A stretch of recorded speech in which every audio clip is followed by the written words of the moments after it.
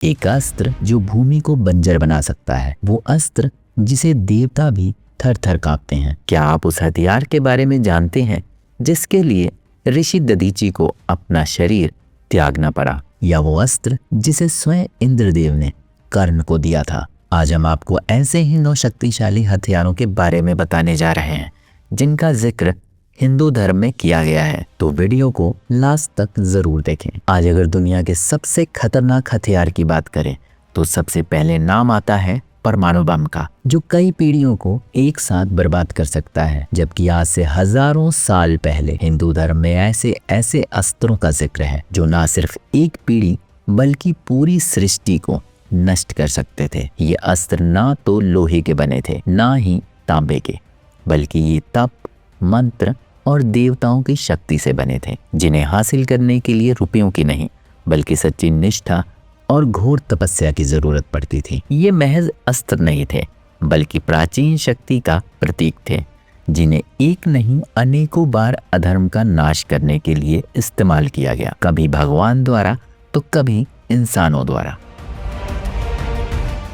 ये एक ऐसा शस्त्र है जिसे आज तक चलाया नहीं गया, लेकिन फिर भी इसे सभी अस्त्रों का पिता कहते हैं, क्योंकि ये एक ही झटके में पूरी दुनिया को भस्म कर सकता है। इसे बिना कारण चलाना जघन्य अपराध माना गया है। कहा जाता है कि पूरी शक्ति से चलाया जाए तो प्रलय आनी तय है। पशुपतास्त्र को बनाने वाले और धारण करने वाले भगवान शिव थे।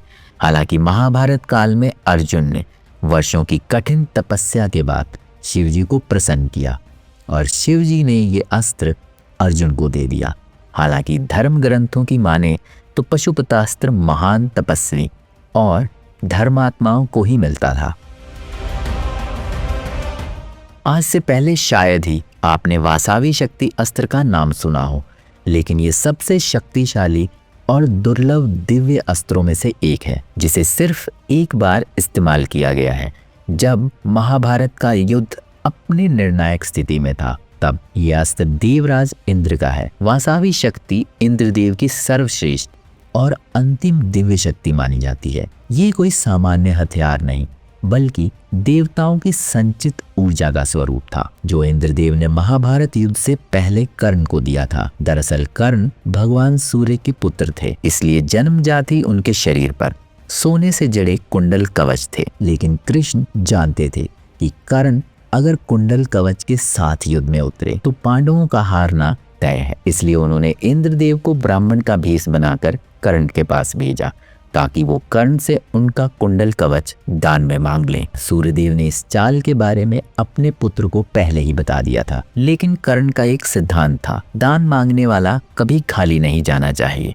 इसलिए उन्होंने इंद्रदेव को दान दे दिया। इससे खुश होकर इंद्रदेव ने उन्हें वरदान में वासावी शक्ति अस्त्र दिया, लेकिन इस शर्त के साथ कि इसका प्रयोग एक बार ही मुमकिन होगा। कर्ण इसे अर्जुन पर चलाना चाहते थे, लेकिन भीम के पुत्र घटोत्कच अपनी शक्तियों से कौरव सेना में तबाही मचा रहे थे। दुर्योधन परेशान था। तब कर्ण के पास भी कोई और रास्ता नहीं बचा और उन्होंने वासावी शक्ति घटोत्कच पर चलाई, जिस वजह से वो तुरंत मारा गया। वासावी शक्ति को वन शॉट किल डिवाइन वेपन कहते हैं, मतलब ये जिसके पीछे पड़ जाए उसे मारकर ही दम लेता है। इसलिए महाभारत में ये कहा गया है कि अगर वासावी शक्ति अर्जुन पर चलती तो अर्जुन का बचना असंभव था। वज्र इंद्र का सबसे शक्तिशाली शस्त्र है और ये ऋषि दधीचि की रीढ़ की हड्डियों से बनाया गया है, यानी इसका जन्म ही त्याग से हुआ है और इसकी चमक हजारों सूर्यों के समान बताई गई है। इसके प्रहार से पृथ्वी भी टूट जाती है और आकाश भी कांप उठता है। इसका प्रयोग देवराज इंद्र ने राक्षस वृता को मारने के लिए किया था, जो इतना शक्तिशाली हो चुका था कि देवता भी उसे मारने में असफल थे। तब ब्रह्मा जी ने कहा, वृतासुर का वध केवल किसी महान तपस्वी की अस्थियों से बने अस्त्र से ही संभव है। इसके बाद देवता ऋषि दधीचि के पास पहुंचे और उन्हें पूरी बात बताई। ऋषि दधीचि ने कहा, अगर मेरे शरीर से धर्म की रक्षा होती है तो मेरा जीवन सफल है, और उन्होंने योग समाधि लेकर अपना शरीर त्याग दिया। बाद में उनकी अस्थियों से वज्र बना और देवराज इंद्र ने वृतासुर राक्षस का वध कर दिया। ये एक ऐसा अस्त्र है जो सृजन और अंत दोनों का प्रतीक माना जाता है। ये भगवान शिव के क्रोध और उनकी दिव्य शक्ति का प्रतीक है। कहते हैं कि इसमें 11 रुद्रों की शक्ति समाहित होती है और ये अपने मार्ग में आने वाली हर चीज को राख में बदल देता है। यहाँ तक कि देवता भी इस अस्त्र से डरते हैं। रुद्रास्त्र की उपस्थिति महाभारत में भी देखने को मिलती है। जब कर्ण और अर्जुन के बीच घमासान युद्ध चल रहा था, तब कर्ण ने इस दिव्य अस्त्र का आवाहन किया। वहीं दूसरी तरफ अर्जुन शिव द्वारा दिए दिव्य कवच को धारण किए हुए थे। ये कवच इतना शक्तिशाली था कि इसके रहते अर्जुन का हारना लगभग नामुमकिन था। उन्हें युद्ध भूमि में अजय कहा जाने लगा। लेकिन जब कर्ण ने रुद्र अस्त्र का प्रयोग किया तो इस दिव्य कवच की शक्ति भी समाप्त हो गई।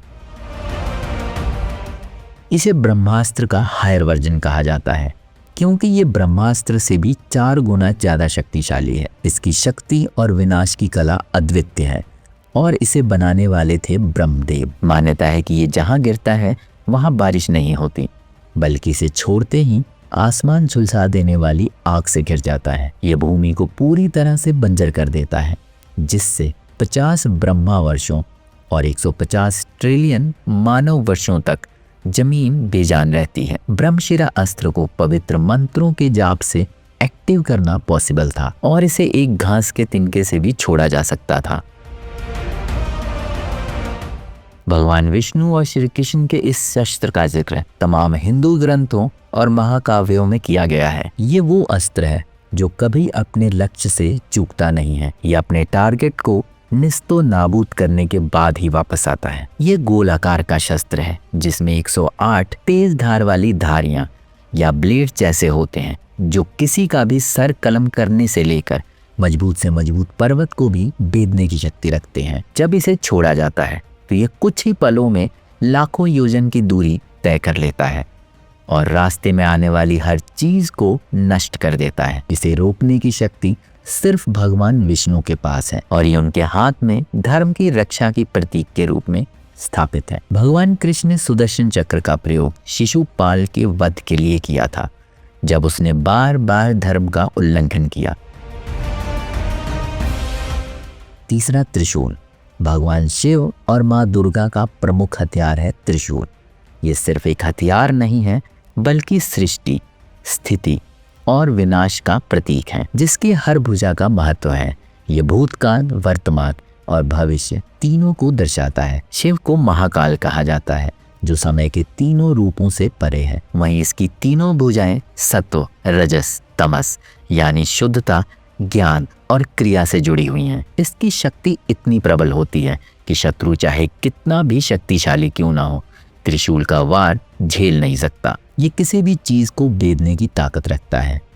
त्रिशूल से अनेकों राक्षसों का वध हुआ है और देवी दुर्गा भी इसे धारण करती हैं।